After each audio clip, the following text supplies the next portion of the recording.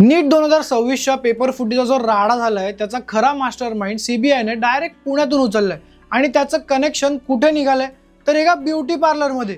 तर झालं असं की लातूरचा असलेला एक पुण्यात राहणारा एक केमिस्ट्रीचा प्राध्यापक नाव पी.व्ही. कुलकर्णी हा माणूस साधा सुद्धा नाही, थेट नॅशनल टेस्टिंग एजन्सी म्हणजेच एनटीएच्या परीक्षा प्रक्रियेत सामील होता।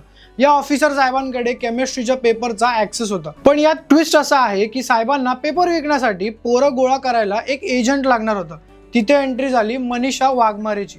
मनीषाताई चालवायच्या ब्युटी पार्लर। आता पार्लर मध्ये आलेल्या महिलांच्या माध्यमातून आणि ओळखीने तिने थेट नीट देणारे श्रीमंत गिराईक म्हणजेच विद्यार्थी शोधून काढले। याचा अर्थ पार्लर मध्ये फक्त चेहरा नाही तर विद्यार्थ्यांचं भविष्यही ग्लो करण्याचा धंदा सुरू होता बॉस। एप्रिलच्या शेवटच्या आठवड्यात पुण्यात एका घरात स्पेशल गुप्त क्लास भरवला गेला। प्रोफेसर कुलकर्णी यांनी मुलांना समोर बसवलं आणि प्रश्न, त्याचे पर्याय आणि थेट उत्तर लिहून दिली।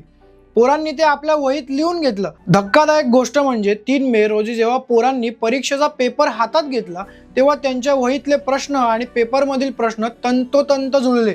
एका प्रश्नाचाही फरक नाही। या एका स्पेशल क्लाससाठी पालकांकडून लाखो रुपये उकळण्यात आले होते। सीबीआयने या प्रकरणाचा ताबा घेताच 24 तासात चक्र फिरवली।